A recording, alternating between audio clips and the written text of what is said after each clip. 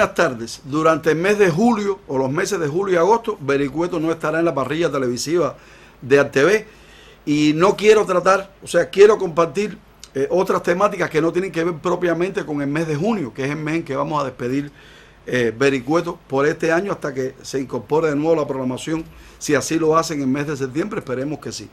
Y quiero compartir dos efemérides del mes de julio, uno para este programa y uno para el que viene. En este caso, quiero hablar del periodismo y de los periodistas cubanos. Se habla muy poco, creo que en los 10 años que ya tiene Vericueto, una sola vez se habló en un programa de los periodistas y de la UPEC, a raíz de que el 15 de julio de 1963 se funda la Unión de Periodistas de Cuba, que es la organización que, como su nombre lo dice, agrupa a los periodistas, pero que en aquel momento agrupaba periodistas que ya estaban agrupados, y valga la redundancia, en otros gremios. Colegio Nacional de Periodistas, Escuela Nacional de Periodismo, había incluso gremios radiales que tenían y televisivos que tenían sus propios periodistas, y todo ello converge en el año 1963, el 15 de julio en Lupec. No puede confundirse esta fecha con el 14 de marzo, que es el Día de la Prensa Cubana, conmemorando la creación del periódico Patria en 1892 por Martí en los Estados Unidos,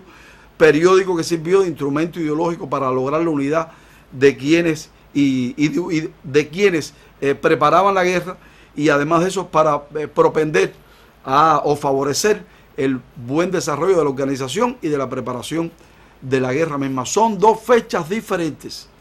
Ahora, quiero hablar del periodismo revolucionario.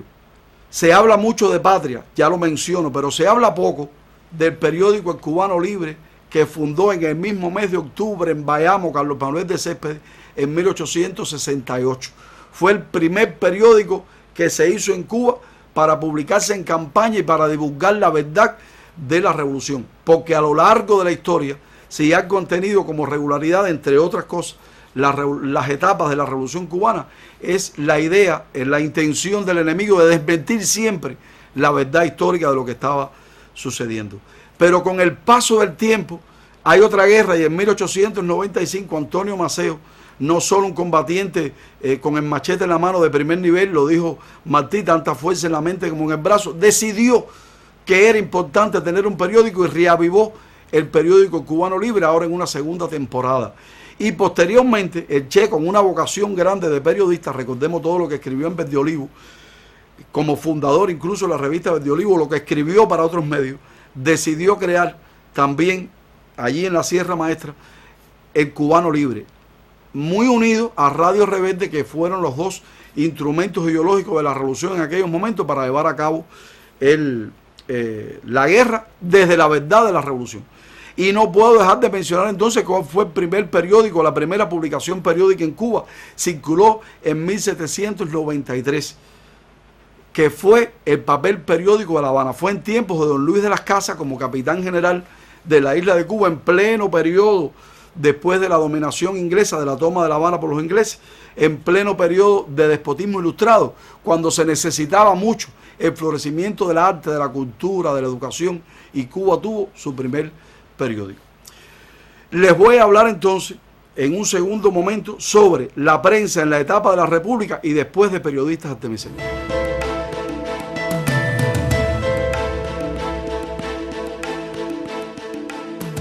Hace un tiempo ya estábamos reunidos un grupo de personas de varios sectores hablando sobre un programa cultural para un territorio. Y en ese documento se defendían los valores de la República. Alguien equivocadamente, no con la intención ni mucho menos de molestar ni de obstruir el paso de la actividad, el avance de la actividad, no estuvo de acuerdo con que se ponderaran los valores de la República en aquel documento. Lo consideraba innecesario, en tanto aquella fue una etapa difícil para Cuba, de dominio político, económico de Estados Unidos sobre Cuba, dictaduras, gobiernos entreguistas, pero hubo otros historiadores que se opusieron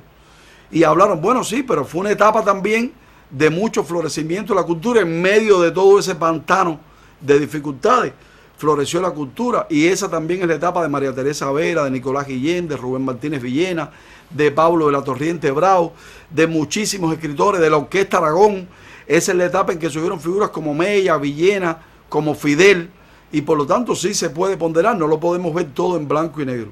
Y también hay que velar entonces por lo que nos dejó la prensa en aquel momento, que no era una prensa meramente revolucionaria porque no estaba vinculada al Estado como un bien privado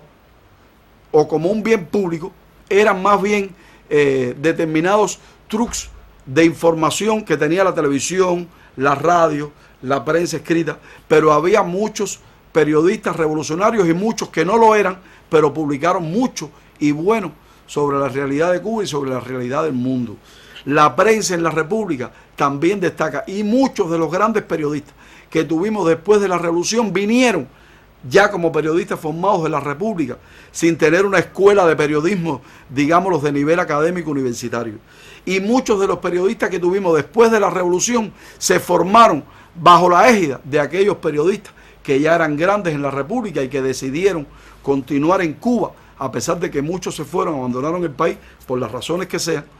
decidieron convivir en Cuba y formaron periodistas. Y la escuela de periodismo de Cuba no puede negar sus raíces, que está en la colonia y está en la República. Y hay muchas revistas importantes, carteles, la revista Social, la revista Bimestre Cubana, algunas venían de la colonia,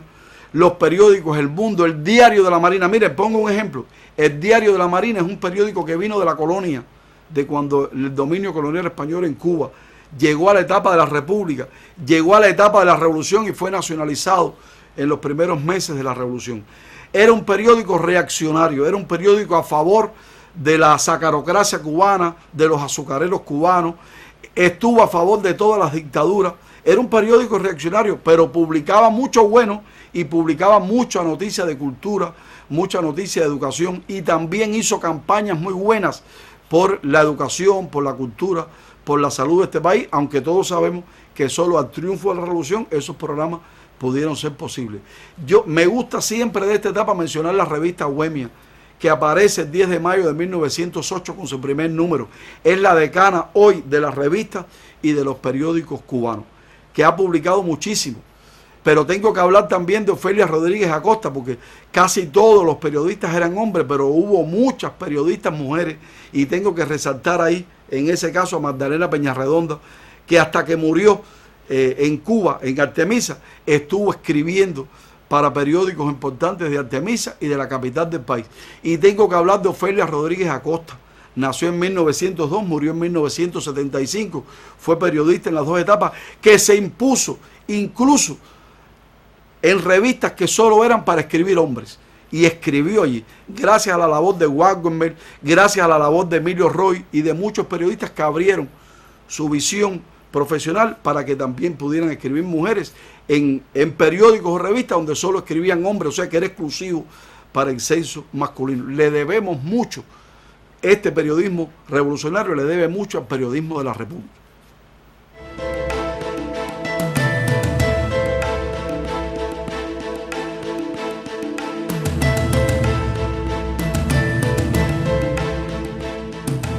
No puedo dejar de mencionar en este programa el periodismo artemiseño. De muchos lugares, en todos los municipios de esta provincia, en los 11 municipios, algunos pertenecían durante un tiempo a La Habana, otros indistintamente a Pinar del Río, pero en todos. Hay que ver los archivos. En el Archivo Nacional de La Habana, cuánto de periodismo de Artemisa hay y cuánto hay de periodismo de Artemisa en el Archivo Provincial de Pinar del Río, tanto en La Habana como en Pinar del Río. Incluso en periódicos de otras provincias como en Villa Clara, estuve trabajando un tiempo en el archivo de Villa Clara y en el de Cienfuegos, y en los dos encontré periódicos donde habían escrito periodistas artemisas, como por ejemplo Manuel Isidro Méndez, asturiano, que vino para Cuba en 1896, a partir de 1901 radicó en Artemisa, se fue en el 23 a España, regresó en el 36, pero siempre en Cuba o desde España escribió en periódicos y en revistas cubanas. No, fue el primer biógrafo de Martí, y no puedo prescindir de hablar de Francisco Robainas y Aquimbao, fundador de las primeras revistas y periódicos que tuvo Artemisa en la etapa de la República. Fue el que trajo a Artemisa la primera imprenta, y muchísimas cosas que por primera vez ocurrieron en Artemisa ocurrieron gracias a la vida y obra y al trabajo incansable de Francisco Robainas y Aquimbao. No puedo dejar de mencionar en esta relación a Enrique de la Osa, periodista quizareño, nació en 1907, que en la revista Bohemia fue donde hizo el mejor periodismo de su trayectoria, sí, por lo que consideran estudiosos del periodismo cubano, pero trabajó en otros y fue jefe de redacción y fue director de periódicos importantes en este país, en la República y en la Revolución, pero en Bohemia sobre todo marcado por la impronta de la sección en Cuba que con Carlos Lechuga se convirtió en vanguardia de un periodismo de avanzada, que escribían lo que no escribían otros, lo que decía el loquito de Nuez, lo que decía el bobo de Abela en caricatura, lo que decían otros caricaturistas de la época, lo que decían otros de una manera, lo decían claro, alto y claro, Carlos Lechuga y Enrique de la Osa de Alquizar, de la provincia de Artemisa, en la sección en Cuba de la revista Bohemia. ¿Cómo olvidar a Desiderio Navarro? Murió hace poco, vivía en Caimito, llegó a traducir para el periodismo y para la literatura cubana desde 16 idiomas. Era un hombre sencillamente genial, que llegó a fundar revistas y secciones en revistas como Temas, por ejemplo, que son emblemáticas por la manera revolucionaria en que emprendían y lo hacen todavía el debate. En definitiva, tuvimos el periódico Habanero durante un tiempo. A partir de la que se crea la provincia de Artemisa tenemos el Artemiseño, y hoy también hay periodistas que brillan en los medios nuestros, en la prensa, en la televisión, en la radio, que no es posible mencionarlos a todos por razón de tiempo. Yo los dejo, no sin antes prometerle que pronto vuelvo con otra historia, y usted recuerde, si quiere conversar sobre este tema con otra persona, lo escuchó aquí en Vericuetos.